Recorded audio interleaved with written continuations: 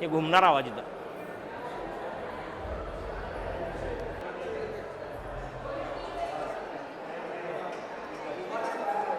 Sangli police दलाकडून शिवसेनेचे माजी शहर प्रमुख विराज बुटाले आणि गणेश लोखंडे या 2 शिवसैनिकांच्यावर सांगलीचे अंबाबाई तालीम संस्थेचे अध्यक्ष संजय भोकरे यांच्या खुनाचा कट रचना म्हणून त्यांच्यावर गुन्हे दाखल करून त्यांना अटक करण्यात आलेली आहे. मुळात विराज बुटाले हे हॉटेल व्यावसायिक आहेत. गणेश लोखंडे हा वीट वाळू विक्रीचं काम करतो, त्याचबरोबर त्याचा नारळाचा व्यापार आहे.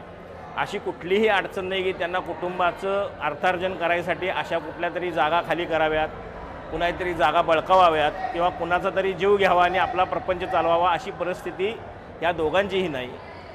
शिवसेनेचा जिल्हाप्रमुख म्हणून जिल्हा पोलीस खात्यानं केलेल्या ह्या आरोपांचा आणि ह्या गुन्ह्यांचा मी पहिल्यांदा फेटाळून लावतो.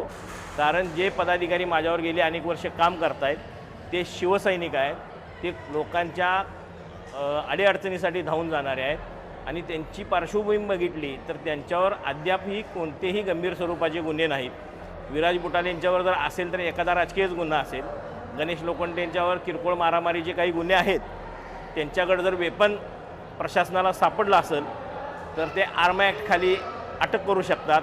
मात्र भोकरे साहेबांचा आणि जमिनीचा जो काही वादा आहे तो हायकोर्टात आहे.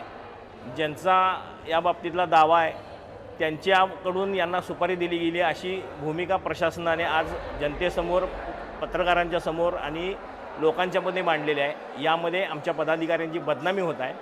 माझी तर भूमिका अशी आहे की यात जर आमचे पदाधिकारी दोषी असतील तर त्यांच्यावर 100% कारवाई झाली पाहिजे. मात्र जर त्यांना अडकवण्याचा प्रयत्न असेल तर शिवसेना म्हणून पक्ष आणि शंभूराज काटकर या कुटुंबियांना कधीही वाऱ्यावर सोडणार नाही. या पदाधिकाऱ्यांच्या पाठीशी ठामपणे उभा राहणार आणि ज्यांच्या बाबतीत हा प्रकार घडलेला आहे किंवा पोलीस प्रशासनानं स्वतःहून सुमोटो हा गुन्हा दाखल केला आहे, हा गुन्हा दाखल करत असताना किमान ज्यांच्या बाबतीत हा खुनाचा कट रचला किंवा ज्यांचा खून करण्याचा प्रयत्न केला त्यांची फिर्याद असणं गरजेचं होतं. पोलीस प्रशासनानं स्वतःच्या सुमोटो अधिकाराखाली पोलीसच फिर्यादी आहेत आणि पोलिसांनी तो गुन्हा दाखल केलेला आहे.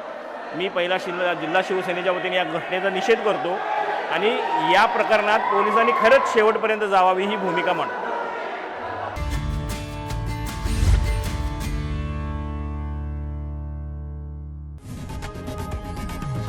लोकशाही मराठी ऐका, पहा, जागरूक रहा.